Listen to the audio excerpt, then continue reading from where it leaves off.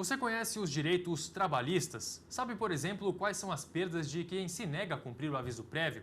Quando deve ser pago o 13º? E as férias, quais os direitos e deveres do empregado e empregador? Para esclarecer as dúvidas sobre este assunto, o convidado do programa Saiba Mais de hoje é o advogado José Augusto Lira. Doutor, muito obrigado pela presença aqui no Saiba Mais. Gostaria de iniciar nossa entrevista questionando o senhor sobre o que é o aviso prévio. O aviso prévio ele é um ato praticado pelo empregador ou pode ser praticado pelo empregado. Quando ele é praticado, ele está na CLT, a partir dos artigos 487 a 491. Quando ele é praticado pelo empregador, o empregador tem o direito de optar pelo aviso prévio trabalhado, quando você trabalha os 30 dias, ou pelo aviso prévio indenizado, quando você não quer que o empregado trabalhe. Então você indeniza, você paga os 30 dias. Já o empregado ele vai ter direito, quando o aviso prévio for trabalhado, a reduzir a sua jornada em 2 horas diárias ou a ele deixar de trabalhar por 7 dias corridos. Nesse último caso, a data dele não se altera. Vamos exemplificar. O empregado recebeu a comunicação do aviso prévio dia 1º de junho, vai até 30 de junho. Então, ele pode reduzir a jornada em 2 horas diárias, ou vamos imaginar que se ele trabalhar até 23 de junho, isso não altera a data da baixa na carteira, que será no dia 30, né? Esse empregado, na forma trabalhada, as 2 horas dele que ele tem direito para procurar emprego, é importante falar para o nosso telespectador, é ele que escolhe empregado. O empregador muitas vezes diz, você só tem direito a sair de 16 às 18, ou de 8 às 10. Ora, Gabriel, se o objetivo da lei foi me garantir procurar emprego, vamos imaginar que eu tenho uma entrevista às 11 horas da manhã. Então eu não vou poder ir à entrevista? Claro que eu vou poder. Eu tenho entrevista às 2 horas da tarde, eu não vou poder ir à entrevista? Claro que eu vou poder. A lei colocou isso e ninguém pode falar diferente da lei. Essas 2 horas que o empregado tem direito a procurar emprego, elas não devem ser remuneradas. Vamos imaginar que o empregador esteja com problemas de gerar algum serviço, né? Ele jamais vai poder remunerar como horas extras. Tem uma súmula no TST, súmula 230, que não permite isso. Já no aviso prévio indenizado é diferente. Vamos voltar ao mesmo exemplo. Dia 1º de junho, eu te dei aviso prévio indenizado. Você não vai trabalhar, né? Mas você tem a data da baixa tem que ser 30 de junho. Por quê? Muitos empregados, olha como o direito do trabalho ele é ligado ao previdenciário.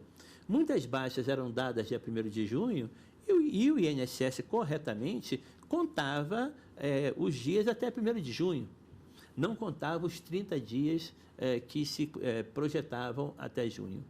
Certo. Tá? Agora, na questão das horas pós-aviso prévio, há uma diferenciação quando o aviso prévio é dado pelo empregado e quando há o pedido de demissão, o aviso prévio por parte do trabalhador nessa questão das horas? Perfeito. Quando o empregado solicita dispensa, né, ele não tem direito, excelente pergunta, ele não tem direito à redução de 2 horas na jornada. Quando o empregado solicita dispensa, ele não tem direito aos 7 dias. Ele tem que trabalhar normalmente. Né? A pergunta é excelente, porque muito empregado entende, e às vezes isso causa uma confusão que gera até justiça ao trabalho. O empregado passa a deixar de trabalhar 2 horas, mas a lei não assegura esse direito a ele.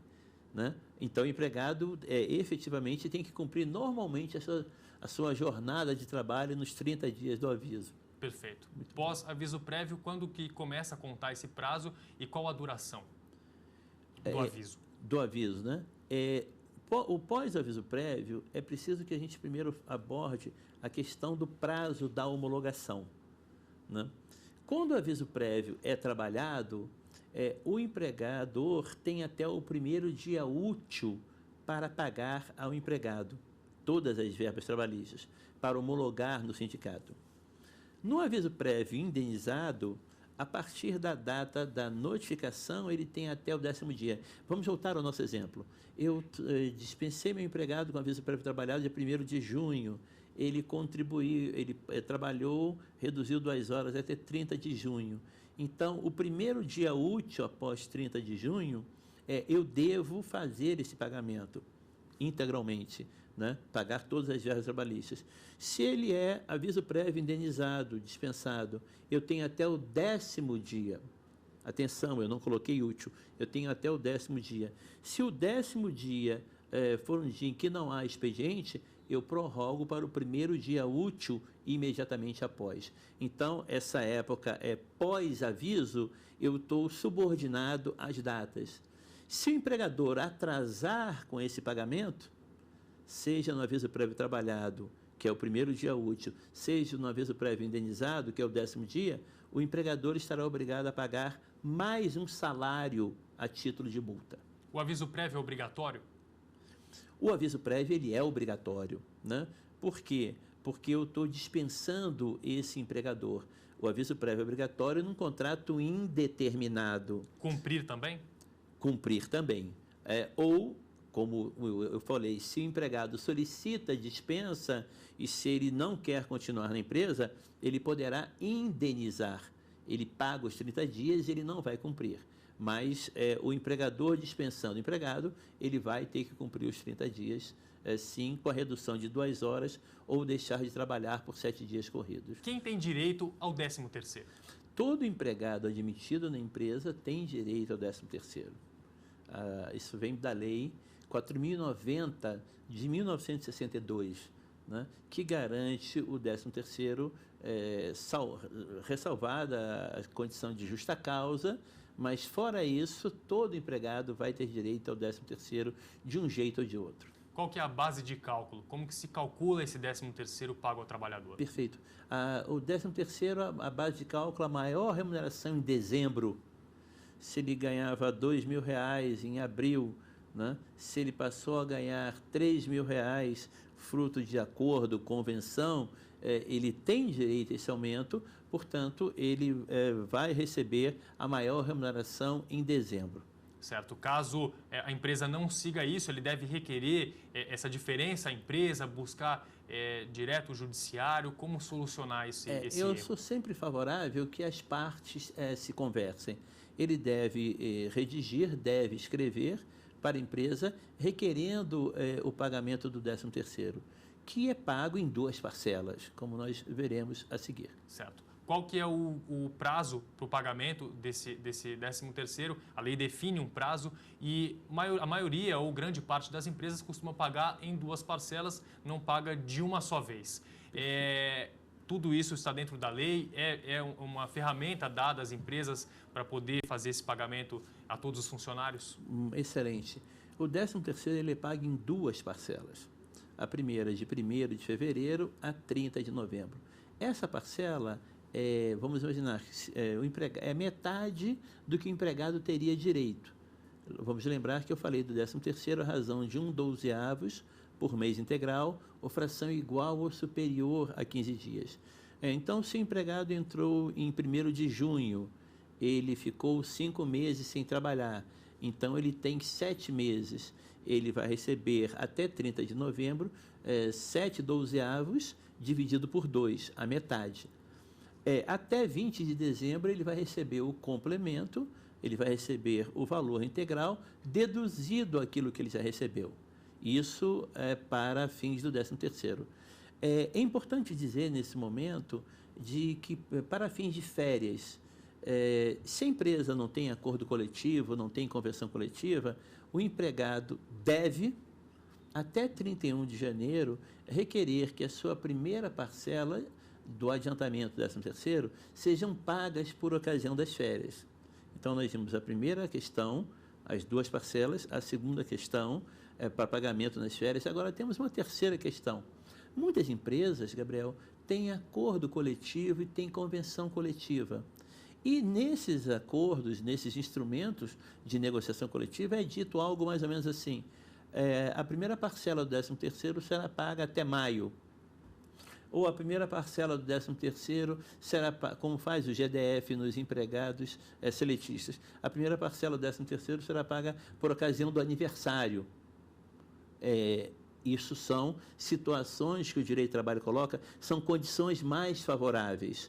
Então, o direito do trabalho respeita o não pagamento 30 de novembro, mas vale a regra. Se a pessoa teve aumento, o 13º dele tem que ser a maior remuneração e deduzir aquilo que ele já recebeu. Certo. Os impostos, os tributos recolhidos em cima do 13º, no caso, seriam o INSS e o imposto de renda, que são os que são recolhidos em pagamentos de salários normais.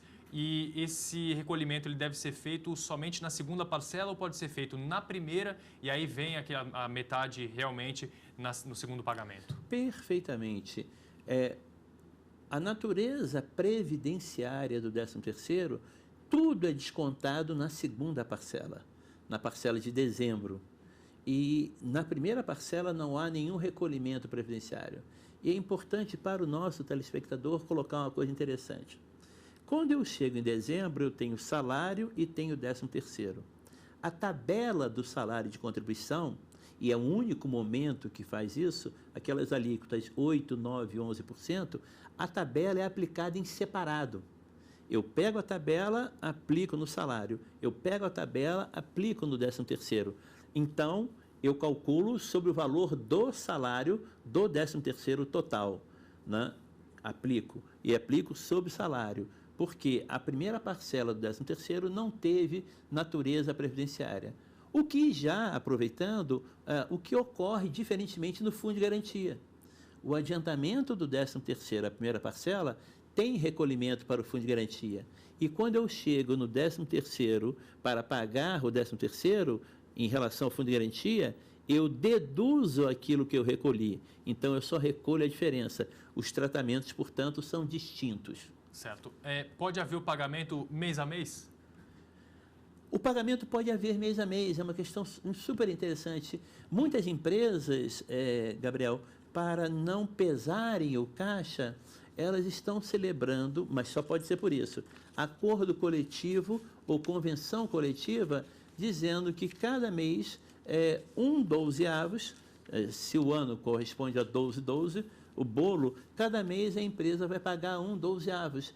E eu acho, sinceramente, sou plenamente favorável a isso.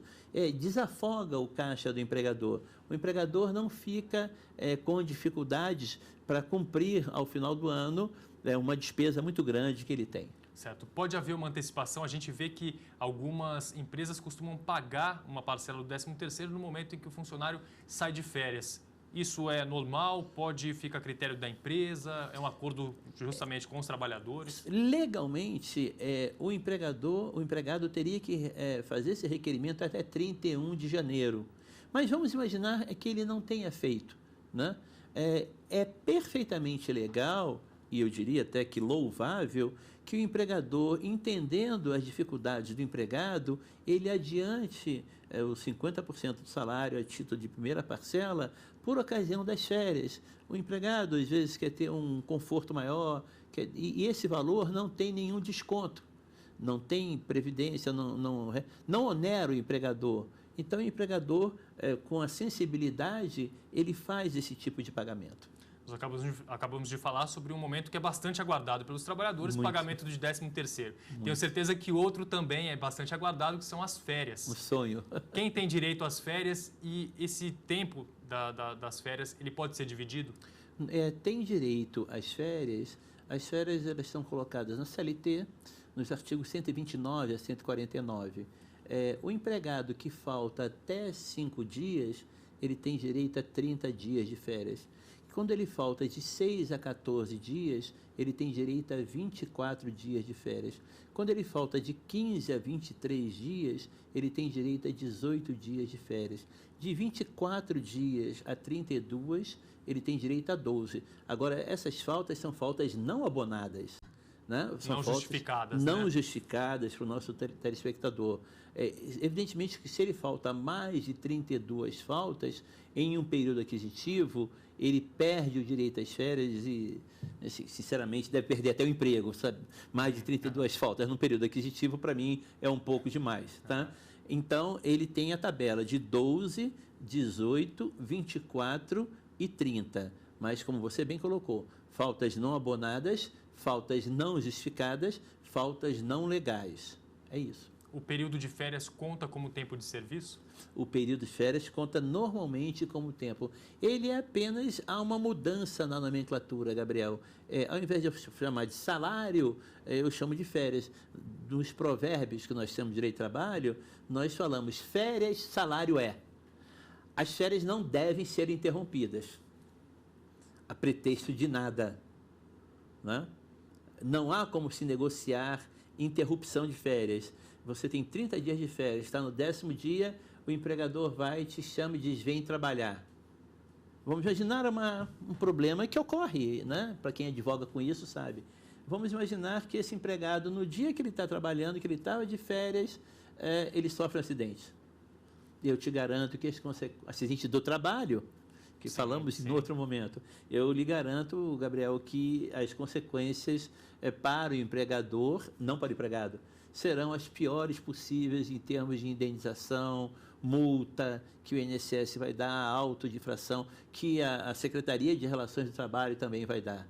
Então, não é cabível você negociar férias. Você tem um feriado numa sexta-feira, numa quinta-feira, sexta trabalha, você diz para o empregador, vamos pegar essa sexta-feira e eu diminuo no meu dia de férias. Ao invés de tirar 30 dias, eu tiro 29.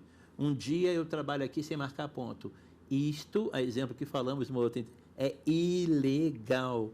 Vai que naquele dia, naquele momento, mas isso não acontece, professor. Naquele dia, naquele momento, ele tem um acidente de trabalho. E se vier óbito? É o pior. Então, o direito de trabalho, nesse aspecto de férias, ele não aceita negociação, ele não aceita conversar, ele não aceita dialogar. Uma última pergunta a respeito do pagamento de férias. Quando que ele deve ser feito e se o empregado pode vender uma parte das férias? Perfeitamente. O empregador, sob pena de ter que pagar mais um salário a título de multa, ele, 2 dias úteis antes das férias, imaginando a férias a segunda-feira, na quinta-feira o dinheiro deve estar disponível para o empregado.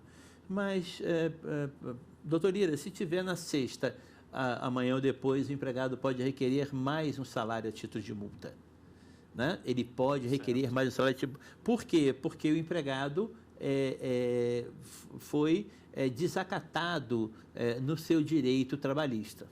Certo. Obrigado pela participação, doutor, pela disponibilidade em vir até aqui, tirar essas dúvidas sobre o direito trabalhista, que é tão importante para todos os trabalhadores, né? Eu que agradeço, muito obrigado.